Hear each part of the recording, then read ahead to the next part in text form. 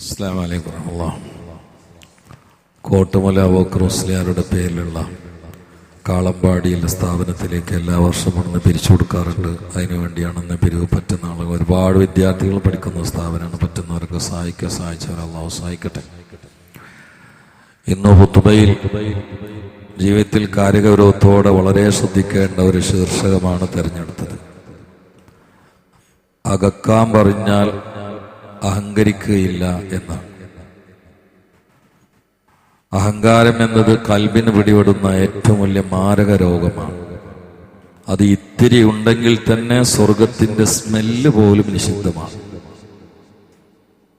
പൊതുവെ അഹങ്കാരം പല ഐറ്റമാണ്. എല്ലാം കൂടി ആറ്റിക്കുറുക്കിയാൽ 4 എണ്ണമാക്കി ചുരുക്കാം. ഒന്ന്, ഒരു മനുഷ്യന് തോന്നുക ഓന് പടച്ചോനേക്കാളും വലുതാണ്. അവരഹങ്കാരം. അതാ തോന്നിയ സമയത്ത് തന്നെ ഔട്ടാണ്, കാഫിറാണ്. നിങ്ങൾക്ക് തോന്നുന്നു അങ്ങനൊക്കെ ആരെങ്കിലും തോന്നും പടച്ചോനേക്കാളും വലുതെന്ന് തോന്നും. തോന്നിയില്ലേ ഫിറൗന്? ഓൻ പറഞ്ഞ അന റബ്ബുക്കുമല്ല അലാന്നല്ലേ. അതിനർത്ഥം ഞാനാണ് വലിയ പടച്ചോന് എന്നാണ്. അപ്പൊ അതിന്റെ താഴെ അല്ല ഉണ്ട് എന്നോൻ സമ്മതിച്ചല്ലോ. അള്ളാഹിനേക്കാളും മേലെയാണെന്ന്. അതാണ് ഏറ്റവും ഗൗരവമുള്ള. എല്ലാ കിബറും ഗൗരവം തന്നെയാണ്, പക്ഷെ മേലുള്ള കിബർ അതാണ്. അത് മനുഷ്യൻ കൊണ്ടുപോയി, ഇബ്ലീസും കൂടി കൊണ്ടുപോയിട്ടില്ല. ഇബ്ലീസ് അങ്ങനെ പറഞ്ഞിട്ടില്ല, ഞാൻ ആദമിനേക്കാളും വലുതാന്ന് പറഞ്ഞിട്ടുള്ളൂ. പടച്ചോനേക്കാളും വലുതാന്ന് ഇബ്ലീസ് പറഞ്ഞിട്ടില്ല. അത് മനുഷ്യൻ കൊണ്ടുപോയി. ഫിറൗൻ പറഞ്ഞ അതാണ്, അന റബ്ബുക്കുമുൽ അഅല, ഞാനാണ് വലിയ പടച്ചോന്. അതിലെന്നെ ഓനൊരു ചെറിയ പടച്ചോൻ അംഗീകരിക്കുന്നുണ്ട്, പക്ഷെ ജൂനിയറാണ്, സീനിയർ മുപ്പരാന്ന് പറയുന്നത്. അപ്പോ കുറച്ച് ആളുകൾ വെച്ചു, അപ്പൊ ഇവിടെയുള്ള ഈ നദികളൊക്കെ ഇപ്പോ ഒഴുകണത് ആരുടെ ഇങ്ങനത്തെ പ്രകാരമാണെന്ന് വെച്ചു. അതൊക്കെ ഞാൻ പറഞ്ഞിട്ട് ഒഴുകണെന്ന് പറഞ്ഞു. ഇത് പറയുമ്പോ അവന് കൈ ചൂണ്ടിയ ഒരു സ്ഥലത്തേക്ക്, ആ സ്ഥലത്തിട്ടിട്ടാണ് അള്ളാഹു തആല മുക്കിയിട്ട് കൊന്നതെന്ന്. അഹങ്കാരത്തോടെ കൈ ചൂണ്ടിയ ഒരു പോയിന്റ് ഉണ്ടല്ലോ, ആ പോയിന്റിലിട്ടാണ് താത്തിയിട്ട് വെള്ളം കുടിപ്പിച്ചിട്ട് കൊന്നു കളഞ്ഞു. അള്ളാഹു കാത്തുരക്ഷിക്കട്ടെ. രണ്ടാമത്തെ ഒരു കിബറാണ്, ഒരു മനുഷ്യന് തോന്നുന്ന അമ്പിയാക്കളിൽ ഒരാളെക്കാളും വലുതാണ് ഞാനെന്ന്. അങ്ങനെ തോന്നാം. അതാണ് ഇബ്ലീസിന് തോന്നിയത്. അന ഖൈറും മിൻഹു, ഞാൻ ആദമിനേക്കാളും വലിയ ആളാണ് എന്ന് പറഞ്ഞു. അതിന് മൂപ്പര് മാനദണ്ഡമായി പരിഗണിച്ചത് ഫിസിക്കൽ കാര്യങ്ങളാണ്, മെറ്റീരിയലാണ്. കാരണം ഞാൻ മണ്ണെന്നല്ല, ഞാൻ തീയിന്ന് വന്നാണ്, ഓ മണ്ണെന്ന് വന്നാണ്. തീയും മണ്ണും കൂടി വെക്കുകയാണെങ്കിൽ തീയാണ് വലുത്. സത്യത്തിലായി ന്യായമാണല്ലോ. കുറച്ചൊക്കെ ഒരു നിലയിൽ ചിന്തിക്കുകയാണെങ്കിൽ ഇബ്ലീസ് പറഞ്ഞത് പക്കാ ന്യായമാണ്. കാരണം മണ്ണുകൊണ്ട് ഒരു സാധനം ശുദ്ധിയാക്കുകയാണെങ്കിൽ ഒരു പരിധിയുണ്ട്, വെള്ളം കൊണ്ട് ശുദ്ധിയാക്കണമെങ്കിലും പരിധിയുണ്ട്. ഗോൾഡ് ശുദ്ധിയാക്കണ എന്തുകൊണ്ടാണ്? തീയോണ്ടാണ്. അപ്പൊ ഓന ആ നിലയിൽ പറഞ്ഞത് ശരിയാണ്. പക്ഷെ അള്ളാഹ് മുമ്പിൽ ന്യായമല്ല പറയേണ്ടത്, പടച്ചോൻ പറഞ്ഞാണ് സ്വീകരിക്കാൻ വേണ്ടത്. ന്യായം പറയേണ്ടടുത്തേ ന്യായം പറയാൻ പാടുള്ളൂ. എല്ലായിടത്തും ചില ആൾക്കാരുണ്ട്, ഞാൻ എവിടെ ന്യായം പറയും, അത് പാടില്ല. ഒരു വാക്ക് പറയുമ്പോ 8 കാര്യം ചിന്തിക്കാണ്ട്. ഇതിപ്പോ പറയണോ, അത് ഞാൻ തന്നെ പറയണോ, ഇവിടെ പറയണോ, ഇങ്ങനെ പറയണോ? ഈ 4 കാര്യം ചിന്തിക്കാതെ ഒരു കാര്യം പറഞ്ഞാൽ അപകടം. എന്തൊക്കെ? ഇത് ഇപ്പൊ പറയണോ, ഒന്ന് ഞാൻ തന്നെ പറയണോ. ഇപ്പൊ പറയണ്ടാണെങ്കിലും ചിലപ്പോ നമ്മൾ പറയണ്ടാവൂല, വലിയൊരു പറയണ്ടാവും. ഇത് ഇപ്പൊ പറയണോ, ഒന്ന് ഞാൻ തന്നെ പറയണം, 3 ഇവിടെ പറയണം, 4 ഇങ്ങനെ ഈ വാക്കുകളെ കൊണ്ട് പറയണോ. ഈ 4 കാര്യം ചിന്തിക്കാതെ ഒരു കാര്യം പറഞ്ഞാൽ അത് അപകടം. 4 കാര്യം മനസ്സിലായി. ഇനി ഏത് ആൾക്കാർ എന്ത് പറയുകയാണെങ്കിലും ഒരു സഭയിൽ എണീച്ചെന്ന് പറയുകയാണെങ്കിൽ 4 കാര്യം ചിന്തിച്ചോളൂ. 1, എന്നാലല്ലേ ഇപ്പൊ അമല ചെയ്യാൻ പറ്റുള്ളൂ. 1, ഇത് ഇവിടെ പറയണോ. 2, ഇവിടെ പറയണം, പക്ഷെ ഞാൻ പറയണം. 3, ഇപ്പൊ പറയണോ, കുറച്ച് കഴിഞ്ഞിട്ട് പറഞ്ഞാ പോരെ, നാളെ മറ്റന്നാളൊക്കെ പറഞ്ഞാ പോരെ. കാരണം ചിലത് അപ്പ പറഞ്ഞ ആളി കത്തും, അടിയുണ്ടാവും, കൊലയുണ്ടാവും. പക്ഷെ 2 ദിവസം കഴിഞ്ഞ് പറഞ്ഞാൽ ഒരു പ്രശ്നം ഉണ്ടാവില്ല. 2 ദിവസം കഴിഞ്ഞ് പറഞ്ഞാൽ ഒരു പ്രശ്നം ഉണ്ടാവില്ല. അങ്ങനെ ചില കാര്യങ്ങളുണ്ട്. നമ്മൾ സാസലൊക്കെ പോയിട്ട് ന്യായമായിരിക്കും പറഞ്ഞ അപ്പടി പൊട്ടു. നേരെ മറിച്ച് കുറച്ചൊക്കെ കഴിഞ്ഞ് ആളൊക്കെ തണുത്ത് വെള്ളമൊക്കെ കുടിച്ച് ചായ നേന്ത്രപ്പൊക്കെ കഴിച്ച് തോന്നുമ്പോൾ വിളിച്ചിട്ട് മെല്ലെ കൊണ്ടാൽ നല്ല സന്തോഷത്തിൽ ഇരുന്ന് കേൾക്കുകയും ചെയ്യും. അങ്ങനെ ഉണ്ടാവും. ആ ഈ വാക്ക് എന്നുള്ള വിഷയം നമുക്ക് വേണമെങ്കിൽ പിന്നെ പ്രസംഗിക്കാം. അപ്പൊ ഞാൻ അങ്ങോട്ട് ചെരിഞ്ഞല്ല. ഇപ്പൊ എത്ര ഐറ്റം കിബറപ്പ് പറഞ്ഞേ? 2 ഐറ്റം. 3ാമത്തെ ഐറ്റം എന്താ വെച്ചാല്, അള്ളാന്റെ ഔലിയാക്കളിൽ ഒരാളെക്കാൾ വലുതാണ് ഞാനെന്ന് തോന്നുക. അതിന്ന് എല്ലാരും കാഫര്യങ്ങളാക്കണ കുറച്ച് ആൾക്കാരുണ്ട്. ഓൽക്ക് മാത്രമേ സത്യം തിരിഞ്ഞിട്ടുള്ളൂ. മറ്റൊരൊക്കെ പഴച്ചോരാ, മറ്റൊരൊക്കെ ഖുറാഫികൾ. ഇവരൊരു 3-4 ആൾക്കാർ മാത്രം ഒരു 921 ഇങ്ങനെ കയറി വന്നിട്ടുണ്ട്. എന്നിട്ട് അതിന്റെ മുള്ളാരെ മുഴുവനും വെട്ടിയാരുത്. അൽഫും പാവം പഠിപ്പിച്ചെന്ന ഉസ്താദ് മുശരിക്ക്, അതിന് മുമ്പുള്ള കാലിയേര് മുശരിക്ക്, മദ്രസയെ കൊണ്ട് ചേർത്ത ബാപ്പ മുശരിക്ക്, എല്ലാ ഉലമാ മുശരിക്കങ്ങളും ഒക്കെ ശിർക്ക് ചെയ്യണവര്. ഇവരൊരു 12 ആൾക്കാർ തൗഹീദിന്റെ ആൾക്കാർ. ഇതിനാണ് എ ക്ലാസ് കിബിർ എന്ന് പറയാം. ഓല് മനുഷ്യന്മാരെ കണ്ടാൽ അങ്ങനത്തെ കാര്യങ്ങളൊക്കെ പറയും. ഞങ്ങൾ ഹിദായത്തിലാണ്, നിങ്ങൾ ഖുറാഫികളാണ്. ആ വാക്ക് മതി ഓന്റെ നാവ് തെറ്റാണ്. അള്ളാഹു കാത്തുരക്ഷിക്കട്ടെ. അത് 3-ാമത്തെ കിബിറാണ്. അത് കാഫൂറാവില്ലെങ്കിലും കാഫൂറായി മരിക്കാനാണ് സാധ്യത. അള്ളാഹു കാത്തുരക്ഷിക്കട്ടെ. 4-ാമത്തെ ഒരു കിബിറുണ്ട്. അത് എനിക്കൊക്കെ വരണ. കാരണം ഞാൻ ഇവിടെ മൈക്കാണ്ട് കൊളത്തി പിടിച്ച് പൊത്തുപൊക്കെ തയ്യാറിങ്ങപ്പോ എനിക്ക് തോന്നുക ഇവിടെ വലുത് ഞാൻ തന്നെയാണ്. കാരണം എന്റെ ഇവിടെ അല്ലേ മൈക്കുള്ളത്, എന്റെ മോന്തമ്മലല്ലേ മൈക്കുള്ളത്. അപ്പൊ എനിക്ക് തോന്നുന്നു അതൊക്കെ നമ്മളെ വാലയൊക്കെ വന്ന ചെറിയ ചെറിയ ആൾക്കാർ, ലോക്കൽ മനുഷ്യന്മാര്. ഞാൻ ആ മഹാനവറുകള് മങ്കാന ഫീ ഖൽബി. ഇപ്പറഞ്ഞ 4-ാമത്തെ ഐറ്റം ഉണ്ടല്ലോ, ഇതെങ്ങാണ്ടും മനുഷ്യന്റെ ഹൃദയത്തിൽ അളവ് കൂടിയാൽ, കുറെ അളവ്, അണുമണി എന്ന് പറഞ്ഞാൽ അലുമണിയല്ല, അങ്ങനെ ചിലവർ അർത്ഥം വെക്കണത്. അലുമണിന്റെ കണക്കിനല്ല, അണുമണി. അണുമണി എന്ന് നമ്മൾ ഈ സാധാരണ ഈ വെളിച്ചത്ത് കാറ്റത്ത് ഇങ്ങനെ പാർന്ന ധൂളികൾ ഉണ്ടാവും, ഇങ്ങനെ പിടിച്ചാൽ കൈ കാണൂല, അത്ര മതി.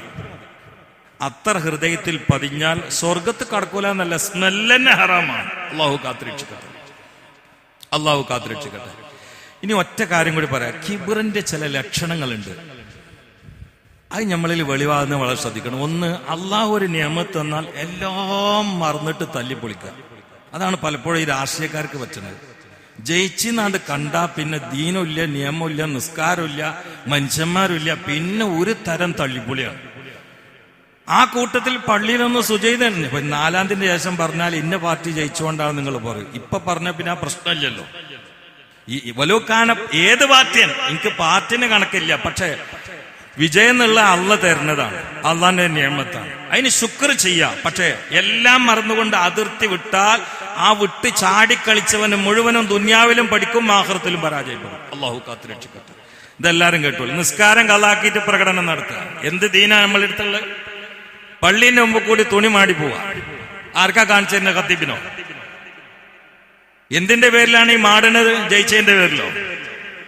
ഒരായത്ത് കേട്ടോ, ഖുലില്ലാഹുമ്മ മാലിക്കൽ മുൽക്ക് തൂത്തിൽ മുൽക മൻ തശാ വതൻസിഉൽ മുൽക മിമ്മൻ തശാ വതുഇസ്സു മൻ തശാ വതുദില്ലു മൻ തശാ. അധികാരി അള്ളയാണ്, അധികാരം തരുന്നതും ഊർന്നതും അവനാണ്. കഴിഞ്ഞ കൊല്ലം തുള്ളി എത്ര ആൾക്കാർ, കഴിഞ്ഞ ഇലക്ഷനിൽ വിജയപേരി മുഴക്കി തുള്ളി എത്ര ആൾക്കാർ ഇപ്പൊ ഖബറിനടിയിലാണ്? അത്രയല്ലേ ഉള്ളൂ മനുഷ്യന്. ഇന്ന് രാവിലെ ഉണ്ട് ഒരു വാണിന്റെ ഒരു കുട്ടി വിളിക്കണ്, ഉസ്താദ് എവിടെയായിട്ട് ഒന്ന് വരുമോന്ന് വെച്ചു. ഞാൻ പറഞ്ഞു എന്തേന്ന് വെച്ചു, നിങ്ങളെ കൂടെ പഠിച്ചിരുന്ന ലിറാറ് മരിച്ചു എന്ന് പറഞ്ഞു. അല്ലോ, അപ്പൊ എനിക്കറിയാം എന്റെ ബെഞ്ചും ഒപ്പം ഇരുന്ന ആളാണ് ലിറാറ്. ഇപ്പൊ പലപ്പോഴും കാണാറില്ല, കണ്ടിട്ട് ഒരുപാട് കാലമായി, ഗൾഫിലായിരുന്നു അവന്, ഇപ്പൊ നാട്ടിലുണ്ട്. ഞാൻ വെച്ചു എന്ത് പറ്റി? ഒന്നും പറ്റിയിട്ടില്ല, ഇന്നലെ രാത്രി വെള്ളം കുടിച്ചിട്ട് കിടന്നാ പിന്നെ എണീച്ചിട്ടില്ല. അപ്പൊ അദ്ദേഹം ഖബറിലാണ്. ഇന്നലെ ഈ സമയത്ത് പള്ളിയിലുള്ള ആൾ ഇപ്പൊ ഖബറില്. എന്റെ വയസ്സ് 48-49. ഒരു സോക്കോടും ഇല്ല, ലിറാറിന് ക്യാൻസറും ഇല്ല. വെള്ളം ചോദിച്ച് കുടിച്ച് കിടന്നു, രാവിലെ മയ്യത്ത്. അല്ലാഹു കാത്തുരക്ഷിക്കട്ടെ. ഈ ഇങ്ങനത്തെ ആൾക്കാർ എവിടുക്കാ ഈ തുള്ളണത്? എന്തിച്ചാ പറയാ എവിടുക്കാ തുള്ളണത്? ചിലര് പറയും ഞാൻ ആരാന്ന് എനിക്കറിയോ. അറിഞ്ഞാൽ ആ വാക്ക് പറയില്ല. അറിയാത്തോണ്ടാണ് ഇവൻ ആ വാക്ക് പറഞ്ഞത്. എങ്ങനെ? ഞാൻ ഒരിക്കലും സഭയിൽ ഒരാളിത് പറഞ്ഞു കേട്ട്, എന്നോടല്ല, അപ്പൊ ഞാനിങ്ങനെ കേട്ട്, ഞാനാരാന്നറിയാ, ദേതാ പുലിക്കുട്ടി എനിക്കറിയാ. ഞാൻ കുറച്ചായിട്ട് തന്നെ വിളിച്ച്, ഇജ്ജ് ആരാന്നറിയണോ? കണ്ണാടി പോയൊക്കെ അറിയാം.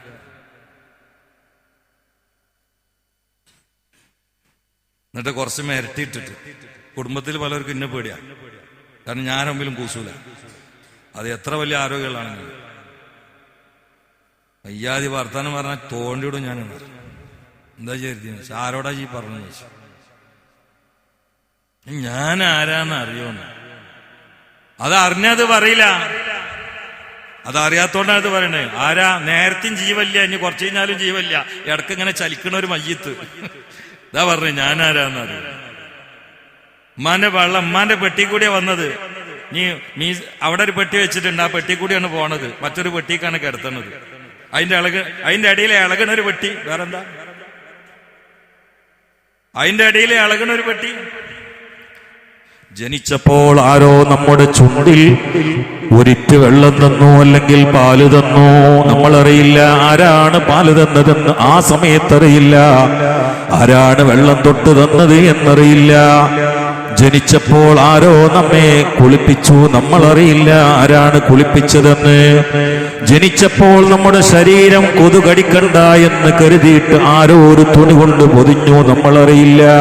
ഇനി മരിക്കുന്ന സമയത്തും നമ്മുടെ തൊള്ളയിൽ ആരോ വെള്ളം തരുന്നു, നമ്മളറിയുന്നില്ല. കാരണം നമ്മുടെ വേജാറ് വേറെയാണ്.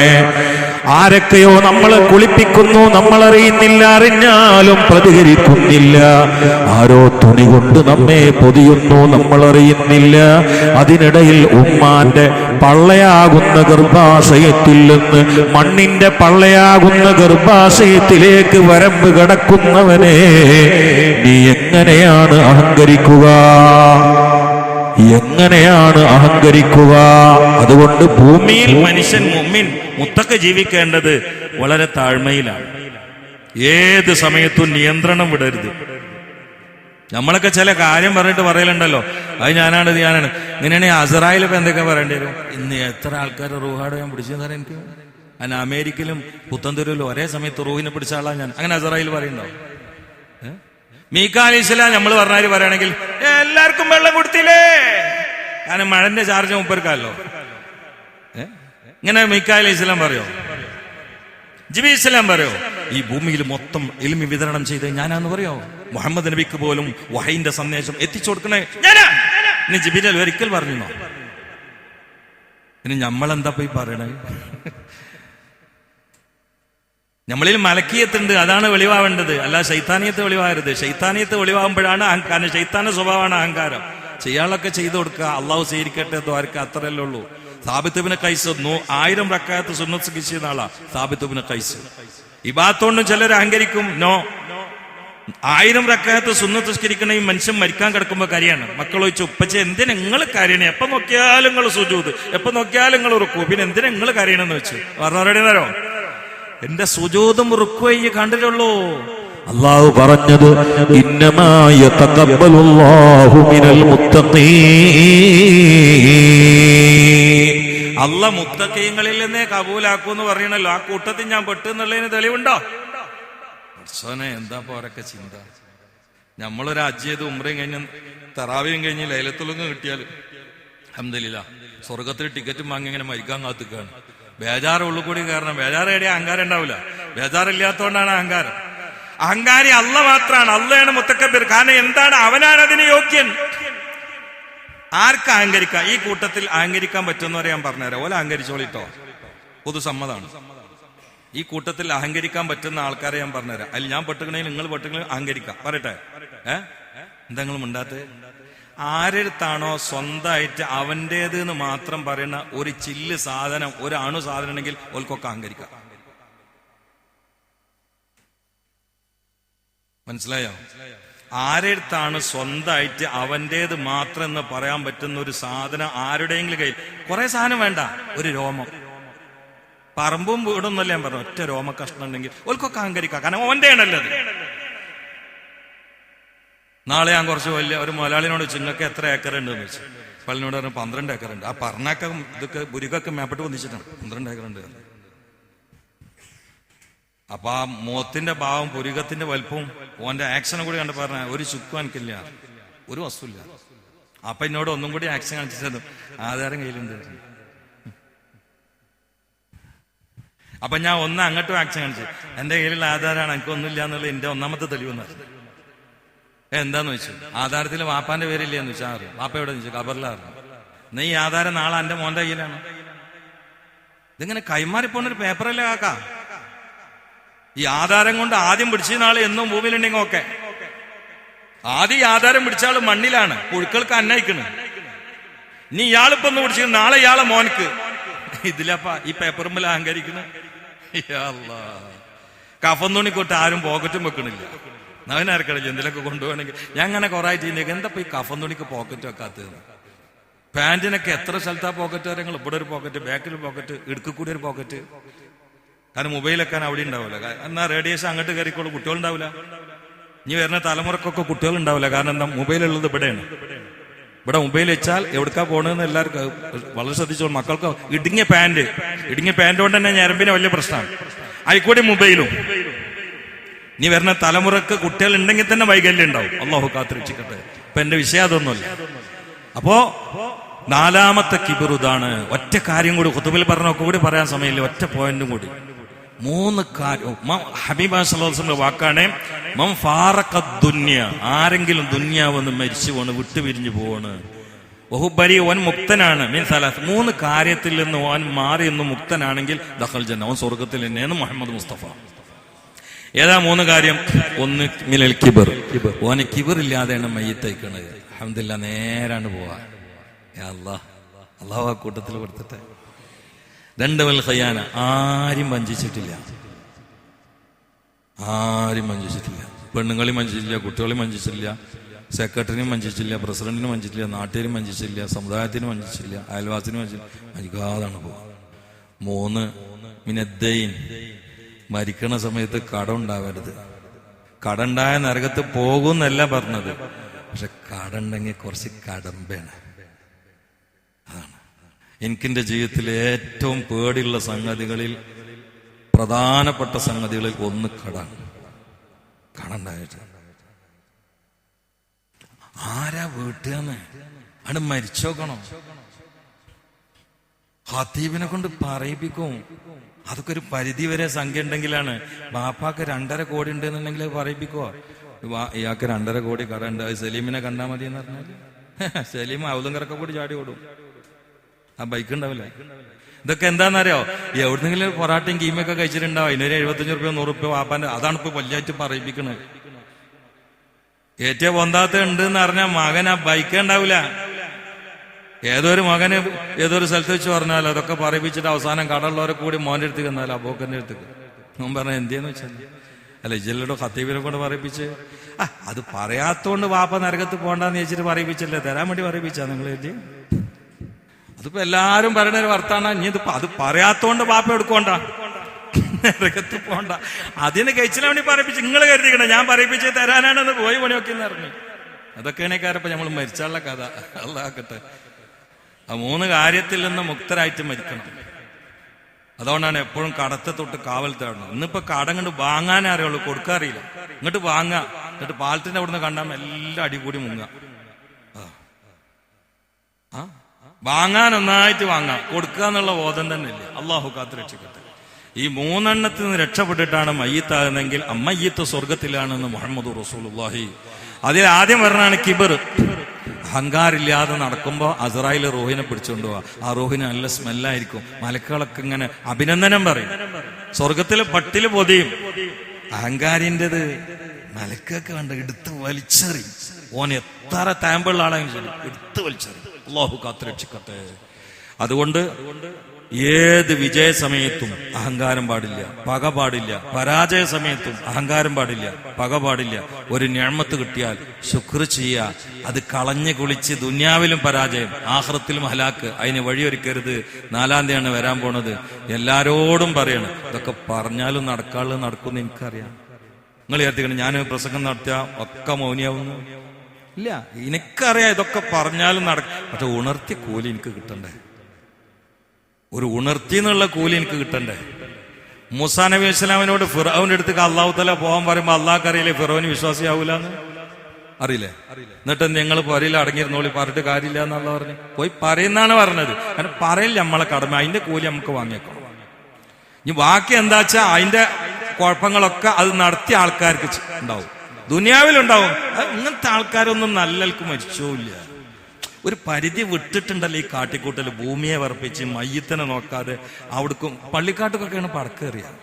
പിന്നെ വല്യാപ്പന്റെ നെഞ്ചത്താ പോയി കിടക്കുക പടക്കം. വല്യപ്പാനി മൂത്താപ്പന്റെ നെഞ്ചത്ത് വെച്ചിട്ട് പടക്കം.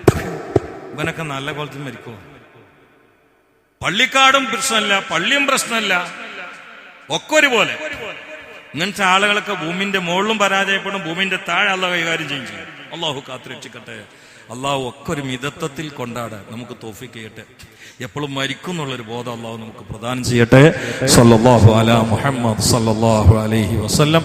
സല്ലല്ലാഹു അലാ മുഹമ്മദ് സല്ലല്ലാഹു അലൈഹി വസല്ലം. اللهم صل على محمد يا رب صل عليه وسلم. الحمد لله رب العالمين حمدا يوافي نعمه ويكافئ مزيدا. اللهم صل على سيدنا محمد وعلى آل سيدنا ومولانا محمد. അള്ളാഹുവേ, ആന്തരികമായ മാലിന്യങ്ങളിൽ നിന്ന് എല്ലാത്തിൽ നിന്നും കാത്തുരക്ഷിക്കണേ അല്ലാ. ബാഹ്യമായ രോഗാണുക്കളിൽ നിന്നും കാത്തുരക്ഷിക്കണേ അല്ലാ. തളർത്തല്ലേ അല്ലാ, പെടുന്നതിനും മരിപ്പിക്കല്ല അല്ലാ. ഈ സാസിൽ പങ്കെടുത്ത എല്ലാവരെയും ആഫിയത്തുള്ള ദീർഘായുസ് കൊണ്ട് അനുഗ്രഹിച്ച് അവസാനം ചിരിച്ച് കലിമ ചൊല്ലി മരിപ്പിക്കണേ അല്ലാ. ഞങ്ങൾക്ക് ഇനി തടസ്സമുണ്ടാക്കല്ല അല്ല, ബ്ലോക്ക് ഉണ്ടാക്കല്ല അല്ല, കൊളസ്ട്രോൾ ഉണ്ടാക്കല്ല അല്ല, ഷുഗറിൽ നിന്ന് രക്ഷപ്പെടുത്തണേ അല്ല. എല്ലാവിധ പ്രഷർ, അത് അപസ്മാരം, അറ്റാക്ക്, ക്യാൻസർ, കിഡ്നിക്ക്, സ്ട്രോക്ക് പലതും വന്നുകൊണ്ടിരിക്കുക. എല്ലാത്തിലും കാത്തുരക്ഷിക്കണേ അല്ല. അള്ളാഹുവെ, കഠിനമായ ചൂടിനെ തണുപ്പിക്കണേ അല്ല. അള്ളാഹുവെ, നീ വെള്ളമില്ലാത്ത സ്ഥലത്ത് വെള്ളം തരണേ അല്ല. ഹൈറായ ഹലാലായ ഭക്ഷണം നൽകണേ അല്ല. ഹൈറായ ഹലാലായ വീടുകൾ നൽകണേ അല്ല. കടങ്ങളിൽ കുടുക്കി മരിപ്പിക്കല്ല അല്ലാ. കടങ്ങളിൽ നിന്ന് മോചിതരാക്കണേ അല്ലാ. കടത്തിനോട് ബേജാറ് നൽകണേ അല്ലാ.